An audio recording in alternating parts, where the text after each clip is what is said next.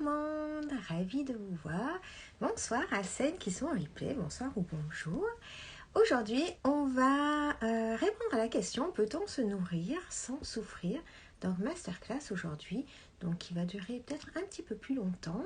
Hello, bonjour lectrice amoureuse, oh j'adore. Donc, aujourd'hui, on va vraiment faire le tour bien détaillé. Si vous avez des questions, n'hésitez pas à les poser. Si vous êtes en replay, vous pouvez les poser avec le hashtag replay, juste en dessous. Et pour celles qui sont présentes, n'hésitez pas à interagir, à me poser vos questions, à me dire où est-ce que vous en êtes au niveau de l'alimentation, si ce que je vous dis, ça vous parle ou pas du tout. Hello Anaël, hello Arabesque, hello Riquette, bienvenue à vous, bonjour, bonsoir Jeanne, coucou Emma, ça me fait plaisir de vous voir, hello Miss Dean. Donc, aujourd'hui on va bosser sur la relation à l'alimentation entre autres, parce que vous savez que c'est mon grand dada. Pour celles qui ne me connaissent pas trop, donc, je suis Myriam Felvia, je suis psychologue et je suis master coach en psychoneuronutrition. J'attendais toute seule sur le groupe Zoom. Ah oui, aujourd'hui, c'est pour tout le monde le live Emma. Donc, on va parler alimentation et surtout en relation avec l'alimentation puisque mon approche, c'est celle-ci en fait, changer notre relation à l'alimentation et notre relation aussi à nous-mêmes pour modifier notre comportement alimentaire. Et c'est parce qu'on modifie notre comportement alimentaire que les modifications en fait sont durables sur notre alimentation, sur notre façon de manger et aussi dans notre tête en fait. On n'est plus dans la même lutte. Hello les filles, bonjour à toutes, bonsoir plutôt à toutes celles qui nous rejoignent. Ok, donc votre stratégie actuelle en général pour mincir ou en tout cas pour ne pas prendre de poids, c'est d'être dans la privation et dans la restriction. Ce qui est sans nul doute normal puisque c'est ce qu'on nous a appris. En fait, toutes les femmes autour de nous, depuis qu'on est jeune, sont toujours en train de faire attention, d'éviter certains aliments, de se priver, de faire des régimes. Donc c'est courant autour de nous et ça ne nous surprend pas en fait quand quelqu'un nous dit qu'il est au régime. Le problème avec ce type de pensée, c'est justement que quand on est dans la privation, dans la restriction, dans les règles, dans les limites, ça va justement produire l'effet inverse et ça va nous donner plus envie de manger, en général des choses grasses et sucrées, et puis ça va nous donner plus souvent faim. Donc finalement, la stratégie qu'on adopte nous donne exactement l'effet contraire à celui qu'on recherche. Ça veut dire qu'on va manger beaucoup plus et donc prendre du poids au lieu justement d'être dans la restriction. On va aussi avoir les compulsions qui vont apparaître. Donc on est vraiment à l'opposé de la stratégie initiale. Ce qui se passe, c'est qu'il y a, on va dire, 3 grandes erreurs en fait qui font qu'on adopte ce comportement. La première, c'est que on pense que notre corps est comme une machine et qu'il suffit d'avoir mis en place un déficit calorique, c'est-à-dire manger moins et bouger plus, vous la connaissez celle-ci, pour que toutes les choses se résolvent d'elles-mêmes et puis qu'on puisse mincir naturellement. Bon, malheureusement, nous sommes des êtres humains et nous ne sommes pas des machines, donc ça ne fonctionne pas aussi bien. Déjà parce qu'on a tout un côté émotionnel et aussi la deuxième erreur, c'est de croire qu'on a un comportement rationnel. Notre comportement est loin d'être rationnel et encore moins en alimentation. Dernièrement, je vous avais fait un post sur cette peur qu'il peut y avoir qui modifie votre comportement alimentaire. Donc, par exemple, la peur de manquer. Si vous avez peur de manquer, forcément, vous allez manger plus. C'est-à-dire que vous vous privez de gâteaux depuis un moment, par exemple. Et puis là, vous vous dites « Oh non, mais là, j'ai vraiment trop envie. En plus, il y a un paquet de gâteaux dans le placard. J'ai vu que mon conjoint l'a acheté, etc. C'est mon paquet de gâteaux préféré. Bon, allez, j'y vais, mais j'en prends qu'un. » Déjà, dans le « j'en prends qu'un », vous incluez la peur du manque. C'est-à-dire, c'est pas beaucoup, j'aimerais bien en avoir plus, mais je peux pas. Donc en général, on pousse jusqu'à 2, 3 et puis après, on est dans l'effet foutu pour foutu. Donc bon, c'est bon, j'en ai déjà mangé 5, c'est mort de toute façon, donc autant finir le paquet. Surtout que, et c'est là que l'effet de manque revient, c'est la dernière fois que j'en mange, je lui dirais de ne plus en acheter, j'aurai plus rien de sympa ou de fun dans mes placards, plus rien de sucré, plus rien de gras, je vais éviter le rayon chocolat, voilà. Toutes ces choses, toutes ces stratégies qu'on met en place et qui finalement mettent une alerte dans notre cerveau qui dit « Ouh là là, c'est la dernière fois qu'on va manger des gâteaux, vite, il faut se jeter dessus et faire des réserves. » Et cette peur-là, par exemple, va être l'un des déclencheurs qui va faire que notre comportement alimentaire va être modifié. Il y a aussi la peur de gâcher qui va faire que vous allez manger beaucoup plus que ce dont vous avez besoin. Par exemple, vous êtes là avec votre assiette, vous n'avez plus faim, mais il reste 2-3 bouchées. Ben, on va quand même manger parce que quand même on ne va pas gâcher. Et en fait, dans votre cerveau, ce qui se passe, c'est un espèce de dialogue interne, un conflit entre plusieurs parties de vous. Alors, vous avez la partie mentale qui est la partie rationnelle en fait. On ne va pas gâcher, on l'a payé, c'est important de manger, de finir son assiette, etc. Qui est la partie des règles aussi, des règles qu'on vous a apprises et que vous avez apprises de vous-même aussi, par les régimes entre autres.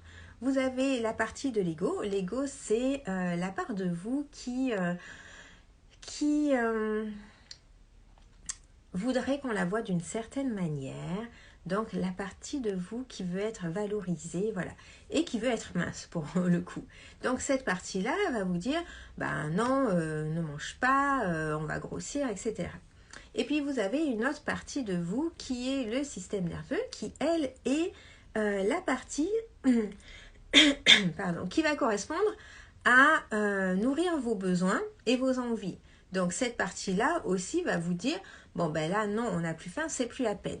Donc il y a conflit interne. Mais vous avez aussi des conflits où vous avez votre système nerveux qui va vous dire oui, oui, mange. Votre ego va vous dire non, non, ne mange pas. Comme par exemple, vous allez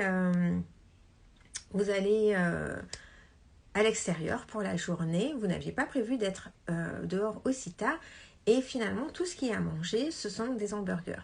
Donc vous avez votre mental qui vous dit non, la règle c'est on mange pas gras et on mange pas des choses qui font grossir, donc il va vous dire non, non, non, surtout ne mange pas. Votre ego qui va vous dire ah ben non, on va pas manger ça parce qu'on va grossir. Si on grossit, on n'aura pas le bikini body dans 6 mois, etc. Déjà que c'était difficile de mincir, on va pas se lancer dans ça. Et puis vous avez votre système nerveux qui va dire bah attends, on a faim, on mange en fait, c'est juste logique quoi. Donc à chaque fois que vous êtes face à une décision de manger, vous avez tout un dialogue interne qui va se jouer dans votre cerveau. Est-ce que ça, vous l'avez déjà vécu et vous comprenez ce que je suis en train de vous raconter là ou pas du tout? Ce dialogue interne, en fait, il est hyper compliqué en fait parce que non seulement c'est une charge mentale, c'est aussi épuisant psychologiquement, émotionnellement, c'est compliqué. Ça va être aussi compliqué pour votre entourage parce que ce matin, je vous ai fait la newsletter là-dessus. Une de mes coachées qui me disait, en général, on me dit que je suis beaucoup plus sympa quand je ne suis pas au régime. Et c'est exactement ça finalement parce que quand on est au régime et quand on est tout le temps frustré, ça va être beaucoup, beaucoup plus compliqué d'avoir un comportement sympa avec tout le monde puisque on est dans la frustration régulièrement, tout le temps, quotidiennement, à chaque heure, à chaque minute. En fait, quand vous avez une mauvaise relation avec l'alimentation, c'est-à-dire quand vous essayez de contrôler votre alimentation pour mincir, dès que vous vous réveillez, boum, on pense tout de suite à la nourriture. Et c'est tout de suite qu'est-ce que je peux manger, qu'est-ce que je suis autorisée à manger, qu'est-ce qui est correct mentalement en fait de manger, qu'est-ce qui ne va pas me faire grossir. Et toutes ces pensées-là en fait font qu'on est focus sur l'alimentation. Et le grand dilemme, c'est que non seulement on pense H24 à la nourriture, mais en plus on n'a pas le droit de manger en fait. Donc c'est c'est vraiment hyper difficile psychologiquement à vivre. Et je pense que vous savez de quoi je parle. Si vous avez déjà fait un régime, par exemple, vous savez très bien ce que ça veut dire. Et encore plus si j'ai faim et que je ne dois pas manger. Que je ne dois pas manger parce que c'est pas l'heure. Que je ne dois pas manger parce que ce ne sont pas les bons aliments pour moi. Ou parce que c'est pas ce qui est écrit dans mon programme alimentaire. Et c'est pour ça, enfin, c'est l'une des raisons pour lesquelles c'est hyper difficile en fait de tenir un régime ou un rééquilibrage alimentaire. Vous savez, il y a des rééquilibrages alimentaires qui sont en fait des régimes déguisés, comme vous faites Vedvachers par exemple. On vous parle de rééquilibrage alimentaire, mais vous avez un nombre de points à ne pas dépasser. Vous avez certains aliments que vous décidez vous-même de ne pas manger, tout simplement parce que ces aliments-là vont vous faire gagner trop de points. J'ai une coachée qui me disait, moi je ne mangeais plus d'avocats parce que les avocats c'est trop calorique et ça me prenait trop de points sur la journée. Alors même que c'est un aliment qui nutritivement est hyper intéressant. Donc on commence à se détacher finalement du but réel qui est équilibrer son alimentation pour être finalement que sur, ok, je contrôle et je maîtrise mes calories finalement. C'est pas dit comme ça, c'est pas dit sous forme de calories mais sous forme de points. Mais le but c'est toujours finalement de contrôler son alimentation. Donc, c'est vraiment cette partie-là, finalement, qui va être la plus dure à vivre. Et pour votre entourage aussi, c'est vraiment compliqué. Et j'aimerais aussi que vous en preniez conscience parce qu'on a toujours l'impression que les autres ne font pas d'efforts quand on fait un régime, qu'ils vont manger des trucs sympas devant nous, etc. C'est vrai qu'ils ne sont pas toujours sympas, hein, je suis d'accord avec vous, parce qu'on va critiquer ce que vous mangez. De toute façon, que vous soyez au régime ou pas, les gens vont toujours critiquer ce que vous mangez parce que en question alimentation, question poids, les gens ont rarement de filtre en fait et ils vous disent ce qu'ils pensent comme ils le pensent et tout le monde croit avoir la bonne façon finalement de manger, de faire les choses et croit être dans le vrai. Mais en fait, ce qui se passe souvent, c'est que les gens ont l'impression qu'il y a une bonne façon de faire les choses et que tout le monde devrait faire de la bonne façon. De la façon que eux pensent être la bonne en tout cas. Et souvent, ça va être le régime. Seulement le régime, c'est 95% d'échecs. Et ça, j'aimerais bien que vous le reteniez parce que c'est hyper important. 95% d'échecs, ça veut dire que si c'était un médicament, en fait, personne ne l'autoriserait à être sur le marché.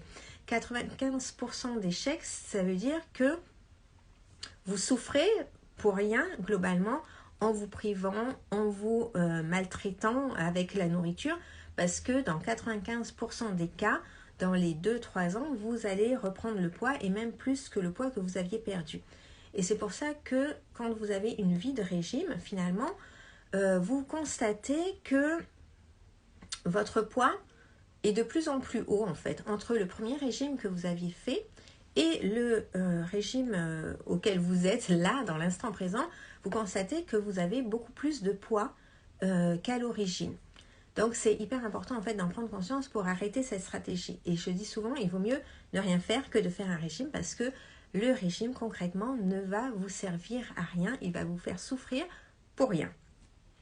Alors, et je préfère toujours le préciser parce que certaines se disent oui mais moi je peux être dans les 5% qui vont gagner. Il n'y a pas de gagnant dans les régimes. Les 5% qui restent, ce sont les personnes qui sont dans les troubles du comportement alimentaire.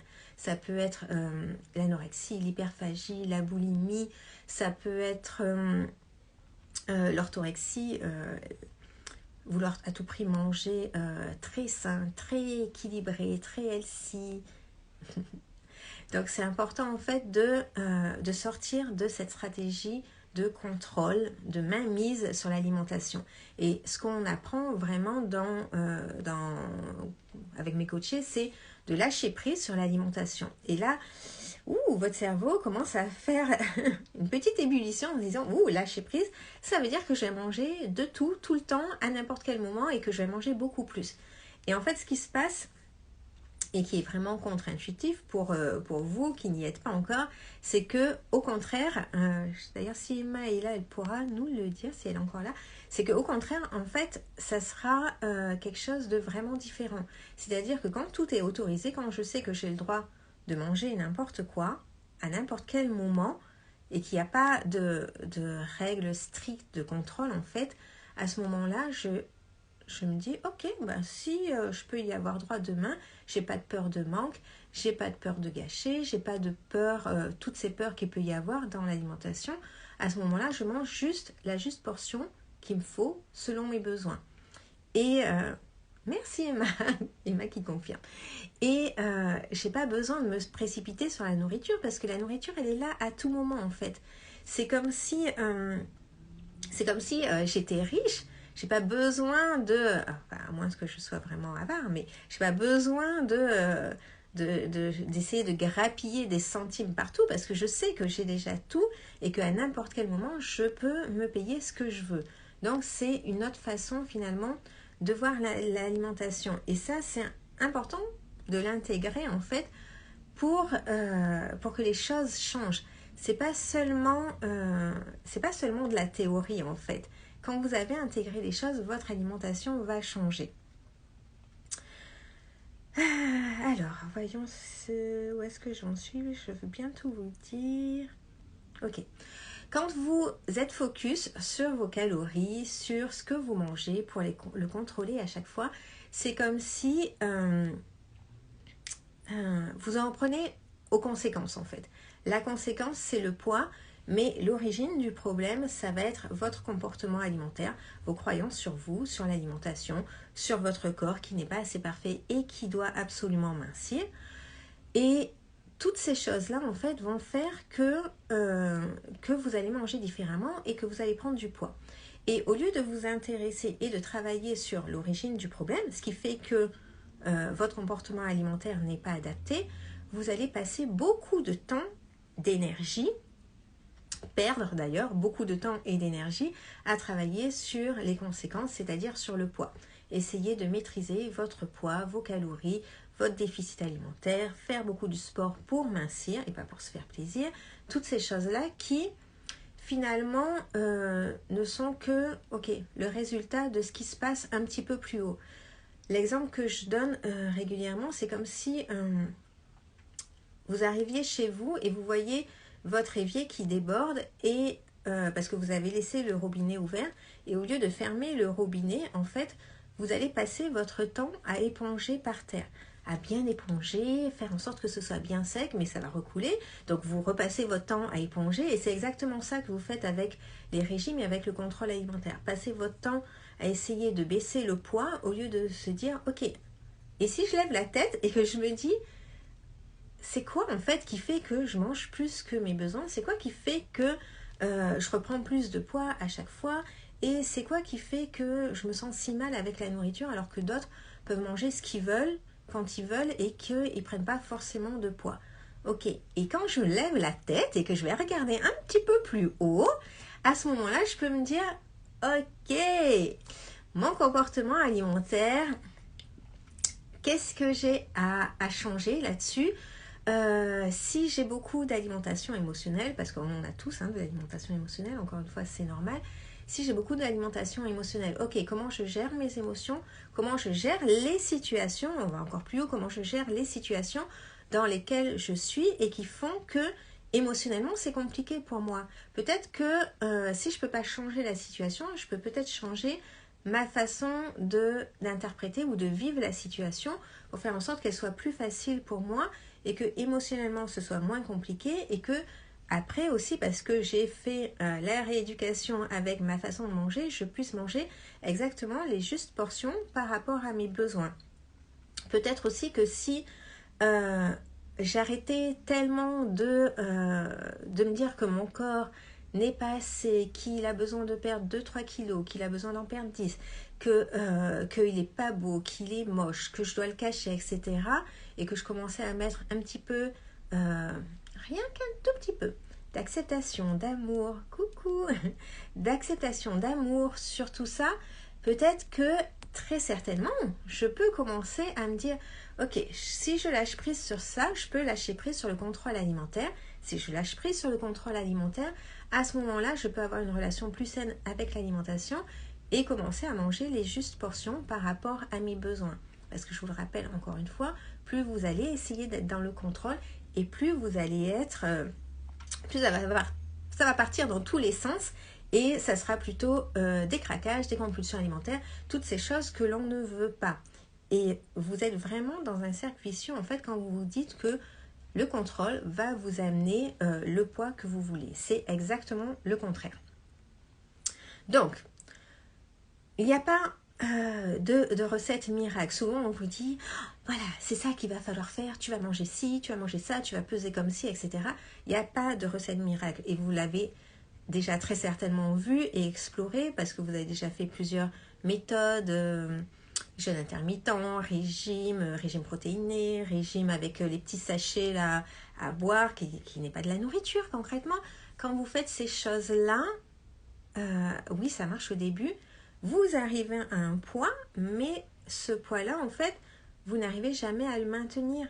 Il y a bien une raison, en fait. C'est pas que vous n'avez pas de volonté, que vous êtes fainéante ou que vous ne faites pas les choses correctement. C'est juste que votre cerveau n'est pas programmé pour ça, en fait. Notre cerveau n'est pas programmé pour la famine. On a passé des milliers d'années à essayer de survivre à la famine. Donc, notre cerveau a compris que quand on perd du poids, en fait, notre intérêt, c'est juste de le récupérer parce que ça améliore nos chances de survie et que si on en reprend un petit peu plus d'ailleurs, on a encore plus de chances de survie pour la prochaine famine. Et là, ce que vous essayez de faire, en fait, c'est de vous affamer et de vous dire que juste votre cerveau, votre système nerveux, en fait, parce que c'est lui qui va réguler cette partie-là de votre alimentation, vous pensez que votre système nerveux va juste se dire « Ah, ok !» Maintenant, on a décidé de s'affamer et c'est normal et on va rester à ce poids-là, tout va bien. Ben non, en fait, plus vous perdez de poids et plus vous le perdez vite et plus votre cerveau va s'affoler et va se dire « Ouh là là, il faut vite que je reprenne le poids que j'ai perdu parce que là, je sens qu'on est en difficulté. » Donc, il va faire en sorte de fonctionner avec moins de calories, les calories que vous lui apportez. Il va vous envoyer plus de signaux de faim, moins de signaux de satiété. Il va faire en sorte, globalement, que vous mangez plus pour retrouver le poids que vous avez perdu ou que vous êtes en train de perdre. Notre cerveau, il n'aime pas les régimes. Encore une fois, il n'aime pas la famine. Notre cerveau n'est pas là pour nous faire plaisir, enfin pour faire plaisir à notre ego et faire qu'on soit mince et conforme à la norme du moment. Parce que ça aussi, c'est important. La norme de minceur, elle varie selon le temps. Il y a 20 ans, les femmes les plus mises en avant n'avaient pas la même morphologie. Il y a 40 ans, les femmes mises en avant n'avaient pas du tout la même morphologie non plus. Coucou Arnaud. Donc c'est important en fait de prendre conscience de ça et de voir que déjà la norme, elle est fabriquée finalement parce que là, la norme actuelle, ça correspond à 2% des femmes. Donc, on est vraiment loin des femmes qui nous entourent. Si vous regardez les femmes autour de vous, la plupart des femmes se disent qu'elles ont un ventre qui n'est pas assez plat. Mais en fait, on doit être 90% des femmes à juger notre ventre pas assez plat. Donc, concrètement, est-ce que la norme, ce sera les 10 qui se jugent suffisantes ou est-ce que ça sera les 90 qui jugent que leur ventre n'est pas assez plat? Donc, la norme, c'est important que vous la construisiez vous-même.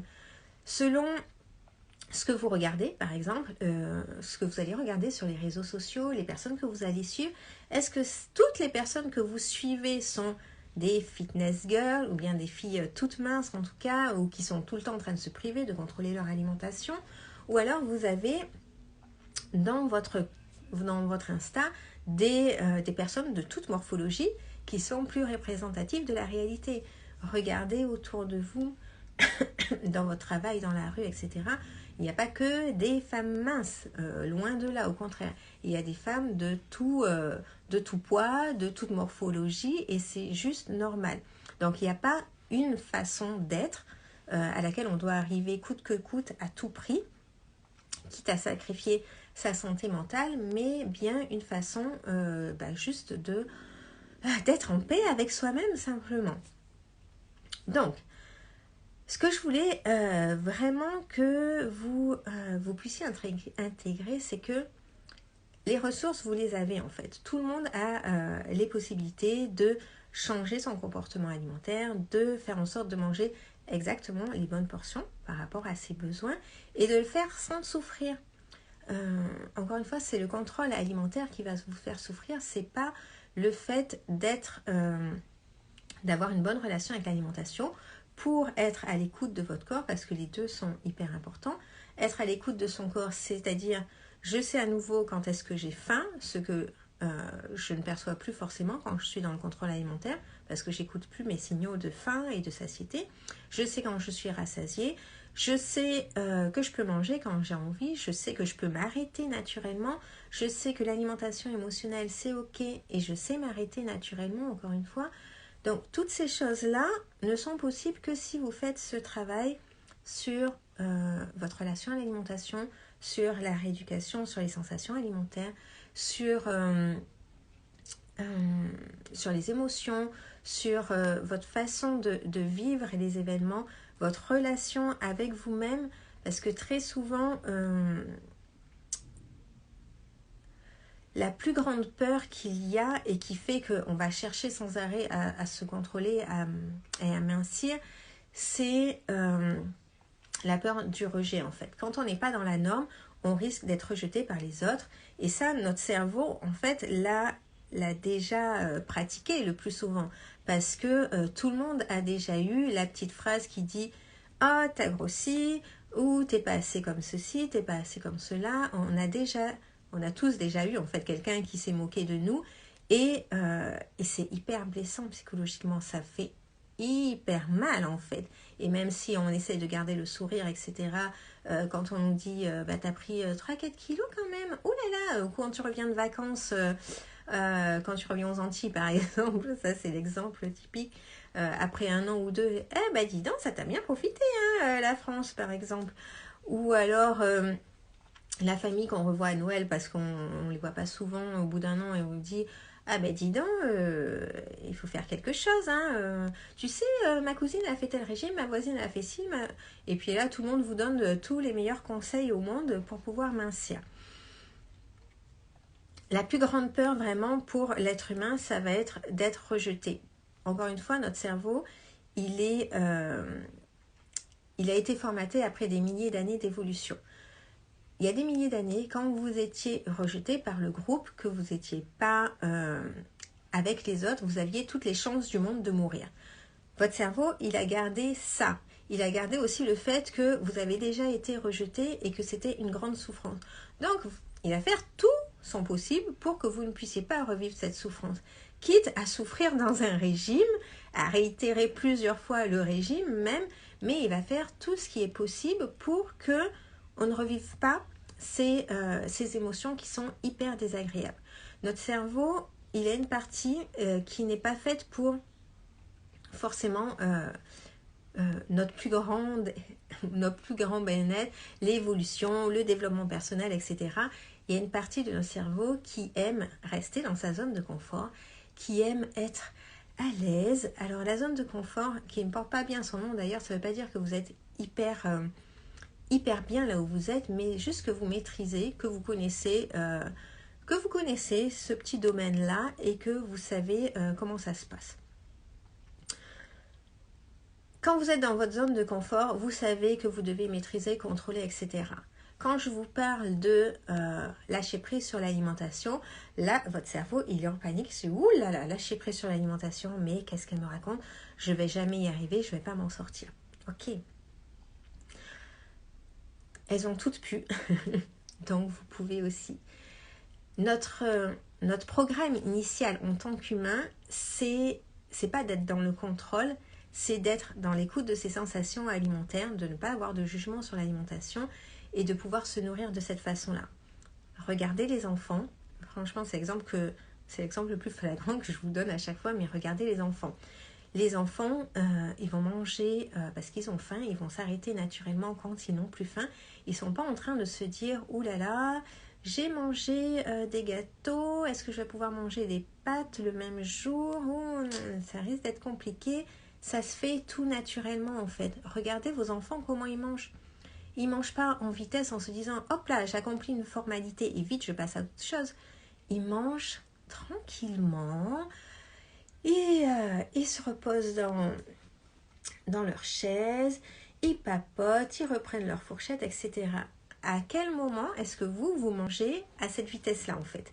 À quel moment est-ce que vous prenez le temps de vraiment goûter vos aliments et de vous dire ça j'aime bien, ah ouais c'est vraiment bon, et reprendre bien mâché, bien mâché comme les enfants font, et pouvoir laisser ensuite si ça ne vous plaît pas, ou laisser parce que vous êtes rempli, même si ce sont des frites, même si c'est du chocolat ou quoi. Vous avez déjà vu les enfants qui viennent vous rapporter leur gâteau à moitié mâchouillé, là, dire « Ah, j'ai plus faim ». Voilà. À quel moment est-ce que vous êtes à nouveau capable de faire ça? Ben, simplement, ça se réapprend en fait. Parce que c'est votre programme initial et que ce sont ça les paramètres en fait qui nous aident à manger de la bonne façon pour nous et être à l'écoute de nous-mêmes et être dans ce je mange les justes portions pour moi et j'ai pas besoin de peser, de calculer mes calories ou toutes ces choses-là qui sont hyper contraignantes et qui sont une vraie charge mentale et qui vous obligent à manger différemment des autres parce que ça aussi c'est compliqué, on n'en a pas parlé, mais socialement c'est compliqué en fait de ne pas manger comme les autres. Quand vous allez au restaurant et que vous êtes la relou qui veut pas manger soit la même chose que les autres, et c'est pas relou en fait, hein, parce que c'est important en fait que vous fassiez ce qui est bon pour vous, mais relou pour vous-même finalement parce que vous avez envie d'un plat hyper bon en fait, et puis vous allez vous rabattre sur la salade en lorgnant sur les assiettes des autres, en vous disant qu'ils ont de la chance parce qu'ils peuvent manger comme ils veulent, etc.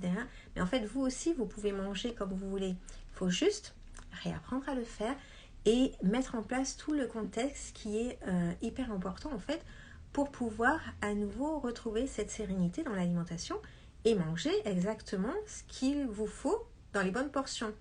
Et ce qu'il vous faut, ben des fois, ça sera du gâteau au chocolat. Et ça aussi, il faut l'accepter.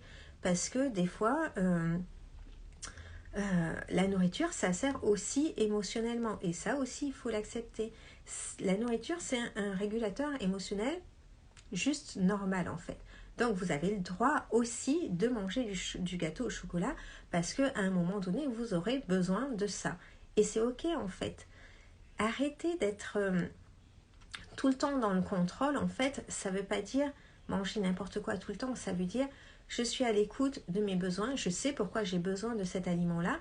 Et parce que je sais pourquoi j'en ai besoin, en fait, je ne vais pas culpabiliser. Je ne vais pas me dire que je fais quelque chose de mal.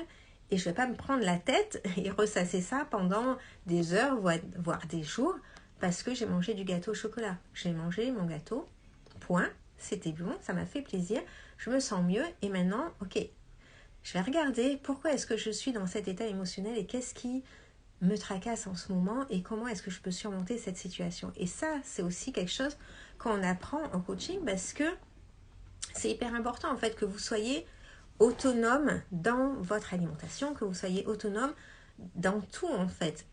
Vous avez déjà ces capacités-là, sauf que on nous a pas montré le chemin en fait. On nous a montré le chemin du régime, on nous a montré le chemin être une gentille petite fille parfaite qui fait tout pour faire plaisir aux gens, etc. Mais on nous a pas montré le chemin. Ok, tu peux manger en te faisant plaisir et t'inquiète pas, tu mangeras dans les justes portions par rapport à toi. Coucou Marie, on nous a pas montré le chemin, t'as le droit de dire non, t'as le droit de poser tes limites, ça fait pas de toi une méchante fille, t'as le droit de prendre du temps pour toi aussi, ça fait pas de toi quelqu'un qui n'est pas suffisamment gentil avec les autres. T'as le droit de ne pas être exactement dans la morphologie qui est à la mode actuellement et ça fait pas de toi quelqu'un de laid ou quelqu'un d'anormal parce que ta valeur en fait elle n'est pas définie par la taille de tes vêtements, parce que ta valeur elle n'est pas définie par ta morphologie non plus, et c'est ok en fait. Et quand on est en accord avec tout ça. Et c'est ça en fait qu'il faut que vous compreniez, c'est que vous passez beaucoup de temps à essayer de maîtriser l'extérieur, l'alimentation, ce que les gens pensent, ce que les gens disent, essayer de les convaincre de certaines choses, etc. Alors que toute cette énergie-là, en fait, c'est pas là que vous devez la mettre. Vous devez la mettre pour vous-même, en fait. Vous devez la mettre pour vous sentir mieux, pour être la bonne personne pour vous. Parce que souvent, ce que je vois, c'est que quand il y a des craquages, des compulsions, des choses comme ça, vous avez mangé plus que ce que vous aviez prévu de manger, on est plus dans l'auto-harcèlement que dans « Ok, j'essaye de comprendre pourquoi là j'ai eu besoin de ça, pourquoi est-ce que j'ai fait des choses comme ça et je vais être mon meilleur soutien et la meilleure personne pour moi-même. » Au contraire, vous êtes votre pire harceleur. Vous devez être la personne qui est de votre côté, vous êtes la seule personne qui est avec vous 100% du temps, qui vous parle 100% du temps, et la plupart de vos pensées ne sont pas gentilles avec vous-même en fait. Vous êtes votre pire harceleur le plus souvent. Pourquoi est-ce que vous passez autant de temps à vous maltraiter? Coucou Jenny. À vous maltraiter alors que, en plus ça a été prouvé que se maltraiter, c'est pas là qu'on a les meilleurs résultats en fait. D'ailleurs, vous ne le feriez pas avec un enfant. Quand vous maltraitez un enfant verbalement, c'est pas là que vous obtenez le meilleur de lui. Mais c'est pareil pour vous, c'est pas parce qu'on a grandi que les choses sont différentes. Au contraire, on a besoin de douceur, on a besoin de compréhension, on a besoin d'autocompassion. Et ça, on est les personnes les mieux placées pour s'apporter tout ça en fait. Voyons si je vous ai tout dit. N'hésitez pas si vous avez des questions pendant que je regarde les notes. Je vais être sûre de ne rien oublier. Ok. Donc, très souvent, vous mettez la barre très très haut pour vous-même, alors que pour les autres, vous êtes tellement gentil, pleine de bienveillance, de compassion. Vous êtes capable de déplacer des montagnes pour les autres et quand il s'agit de vous, il n'y a plus personne. Ça, c'est une des choses que vous devez apprendre. La première chose sur laquelle vous devez travailler. Changer votre relation à l'alimentation, c'est la deuxième chose sur laquelle vous devez travailler.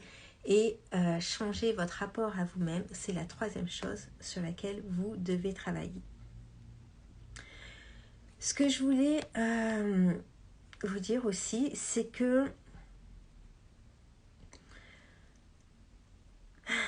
c'est pas le fait de mincir qui va vous apporter la confiance, qui va vous apporter plus de valeur, qui va vous apporter la compréhension de vous-même. Au contraire, quand vous l'avez déjà vécu, en plus quand vous avez fait un régime, ce que ça vous apporte, c'est la peur de regrossir, la peur de décevoir les autres, la culpabilité de manger, le stress face à l'alimentation. Et c'est pas ça en fait que vous voulez vraiment quand vous y réfléchissez. Et ça ne vous apporte pas plus d'amour. Alors si vous êtes aimé plus parce que vous m'insistez, c'est que carrément ce ne sont pas les bonnes personnes et que carrément il faut fuir.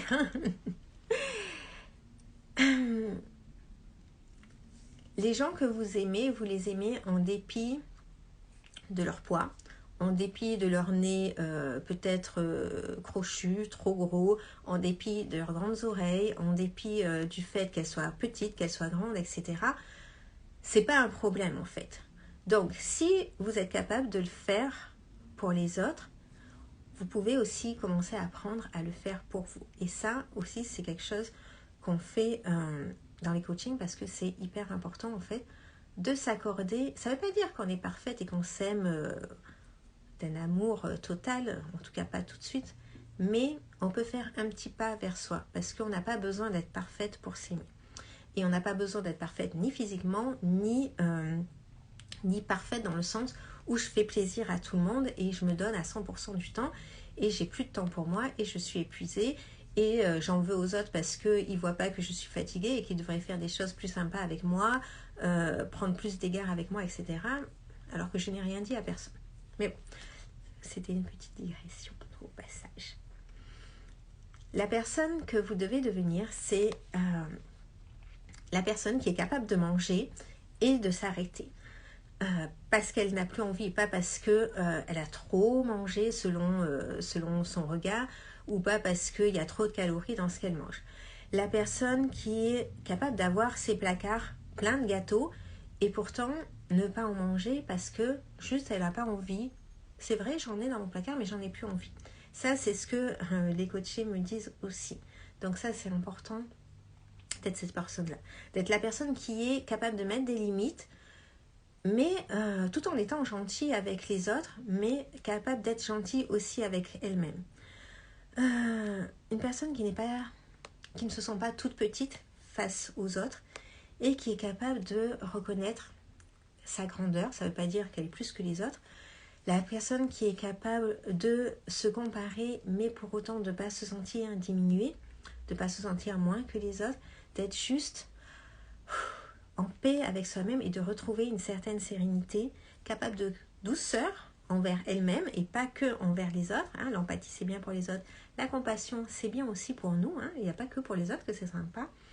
Et puis, celle qui est capable de faire chaque jour un petit pas vers elle-même, de soit s'aimer davantage, soit de mettre en place des actions qui montrent à notre cerveau en fait qu'on est une personne importante, qu'on est VIP et qu'il n'y a pas que les autres en fait qui comptent, il y a aussi nous qui comptons.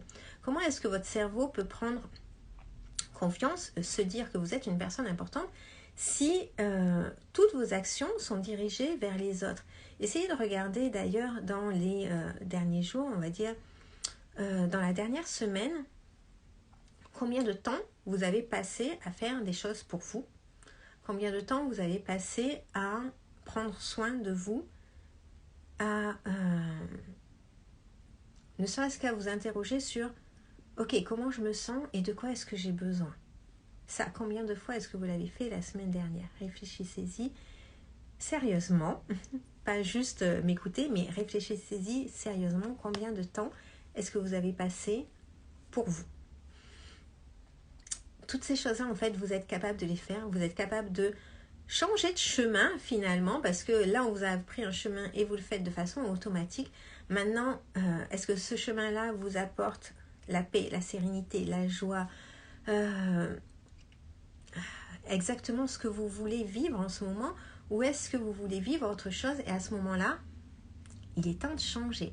Tiens, d'ailleurs, ça me fait penser, l'expérience de dégustation de chocolat, je trouve ça vraiment extraordinaire parce que c'est vraiment une expérience qui vous fait prendre conscience finalement de ok, j'ai pas besoin de grandes quantités de nourriture parce que souvent, quand mes coachées arrivent, elles ont l'impression qu'elles ont besoin de très grandes quantités de nourriture, alors qu'en fait, non, pas du tout. Vous n'êtes pas des grosses mangeuses, vous êtes juste des mangeuses qui n'ont pas l'habitude de manger de la bonne façon et de s'écouter. Donc, ce que je vous propose, l'idée me vient là tout de suite, c'est de faire cette expérience-là, on va dire, peut-être la semaine prochaine. Donc, si ça vous intéresse, mettez-moi juste chocolat. Quand ça sera le replay, parce que là, je ne pourrai pas prendre vos noms, du coup, parce qu'on est en direct. Mais sous le replay, vous me mettez juste chocolat. Et comme ça, je vous enverrai le lien Zoom pour qu'on puisse faire cette expérience ensemble. Il vous faudra juste votre plaquette de chocolat, bien sûr, fermée, pas encore ouverte, et puis on fera l'expérience ensemble si ça vous parle. Je trouve cette expérience juste extraordinaire. Ok, petite digression. Bref, vous êtes capable de faire les choses, il faut juste que vous changiez de direction, que vous changiez de voie, et ce chemin-là, vous pouvez le faire seul si vous voulez, ou vous pouvez le faire avec nous, avec toutes les gourmandes de mincir avec plaisir. Là, vous en avez vu quelques-unes. Alors, je ne sais pas si elles ont été beaucoup à interagir, je n'ai pas trop fait attention. Il y a eu Emma, je sais. Donc, ce chemin-là, on le fait ensemble. Et c'est extraordinaire, en fait, que les changements, en fait, ils ne sont pas dans votre assiette déjà. Enfin, si, il y a plus de choses dans votre assiette en général. Enfin, plus diversifiées en tout cas. Pas forcément plus en quantité. Mais c'est surtout, en fait, sur toute votre vie que les changements arrivent. Donc, c'est juste extraordinaire de voir toutes les prises de conscience et tous les changements que vous avez que vous êtes capable de faire. Et merci encore à toutes mes coachées qui sont si extraordinaires. Ça me fait tellement plaisir de les voir progresser comme ça chaque jour et prendre conscience et puis changer plein de choses dans leur vie. C'est juste extraordinaire. Donc merci à vous les filles. Alors attends, je vois qu'il y a une question. Quand tu parles des coachings, est-ce que c'est dans le programme Kilo et Psycho? Alors dans Kilo et Psycho, on a des coachings de groupe tous les 15 jours et une masterclass à peu près tous les mois. Alors en juillet, août et en décembre, il n'y en aura pas. Mais sinon, il y en a tous les mois aussi. Donc là, par exemple, la dernière masterclass qu'on a fait, c'est Goodbye Good Girl pour sortir du syndrome de la gentille fille. Ça, c'est quelque chose que je vois dans 99% des cas chez mes coachés. Et c'est important de pouvoir sortir de ça pour justement se sortir de situations émotionnelles qui peuvent être compliquées et s'autoriser, se donner le droit de faire les choses autrement. Donc ça, c'est important. Et après, sur les coachings individuels, là, on a droit à la même chose. Hein. Vous avez droit au programme Kilo et Psycho. Et puis en plus, on a des rendez-vous individuels, tous les 15 jours. Voilà. J'espère que j'ai répondu à tes questions, Taya. Ok, coucou Carole. Alors, je regarde si vous avez d'autres questions. Je ne crois pas. Je pense pas en avoir vu. Okay. Si vous en avez, c'est le moment ou jamais. Hein. Ok. Non, je crois qu'il n'y a pas d'autres questions. Parfait. Bien, j'étais contente de discuter avec vous ce soir. J'espère que vous allez changer votre façon de voir l'alimentation. Votre comportement alimentaire aussi peut changer tranquillement, sereinement. Je t'en prie, Taya. On n'est pas beaucoup d'ailleurs en coaching, donc on a vraiment le temps de tout parler et de tout discuter. Des fois, d'ailleurs, il arrive qu'il n'y ait qu'une personne. Quand il n'y a qu'une personne en coaching, à ce moment-là, il n'y a pas d'enregistrement, ça devient un coaching individuel pour le coup. Et on parle de sa situation perso tranquillement et c'est pas enregistré. Donc, je sais plus ce que je voulais vous dire du coup. Elle est formidable, alors foncez. Ah, merci Carole, c'est trop gentil. Alors Carole, elle a participé au programme émotionnel, je crois, si je ne me trompe pas. Le programme émotionnel et le programme sur l'alimentation émotionnelle et sur l'addiction au sucre sont compris dans Kilo et Psycho et dans le coaching individuel, bien sûr. Les coachings sont réservés qu'aux femmes. Alors, pour les coachings de groupe, oui. Pour les coachings individuels, non, tu peux aussi, j'accepte aussi les hommes, mais il n'y en a pas beaucoup, mais en même temps, c'est normal parce qu'en général, ma communication est tellement plus dirigée vers les femmes que c'est un peu logique. Alexandra, super intéressant ce direct. Ah, super, je suis contente que ça ait pu t'éclairer. C'est important en fait de changer sa perception de l'alimentation parce qu'on entend tellement que c'est dans la privation, c'est dans la restriction et puis c'est votre faute si vous n'y arrivez pas. C'est important vraiment de pouvoir sortir de ça et puis de remettre un petit peu de légèreté dans tout ça. On peut faire les choses sans galérer en fait et sans se maltraiter sans arrêt. Voilà. Moi personnellement, c'est quand j'ai commencé, alors c'est vrai que pendant une longue période, j'ai pas eu de problème de poids, mais quand j'ai eu des problèmes avec mon poids, que j'ai fait un régime, que j'ai minci, et puis qu'après j'ai repris avec 2 kilos de plus, c'est quand j'ai lâché prise sur la nourriture et que j'ai commencé à manger en m'écoutant davantage que j'ai pu perdre le poids et même plus que ce que j'avais initialement quand j'ai pris du poids finalement. Voilà. Donc, je vous fais de gros bisous. Je vous dis merci beaucoup. N'oubliez pas de mettre dans le replay, sous le replay, pardon. Je crois que je suis fatiguée. Je commence à dire un peu n'importe quoi. On reprend. N'oubliez pas, si vous voulez faire l'expérience de dégustation de chocolat, de mettre sous le replay justement le mot chocolat. Comme ça, je vous enverrai le lien Zoom pour qu'on puisse faire l'expérience ensemble la semaine prochaine. J'ai peur du lâcher prise, justement. Oui, c'est pour ça que c'est important aussi d'être accompagné. Parce que seul, c'est vrai que ça peut faire peur et je suis d'accord avec toi. Moi, je l'avais fait accompagner aussi, puisque à ce moment-là, j'étais en formation de coaching psychonutrition. Mais t'inquiète pas, ça se fait très bien et elles y sont toutes parvenues. Donc, c'est notre programme initial, encore une fois. Donc, n'oubliez pas que, ok, c'est ok, tout va bien, vous n'allez pas en mourir. Je crois que ça a bugué. Ok, ça va. Voilà, bon, ben, je vous fais de gros bisous. Je vous souhaite une très belle soirée et je vous dis à très bientôt. Bye!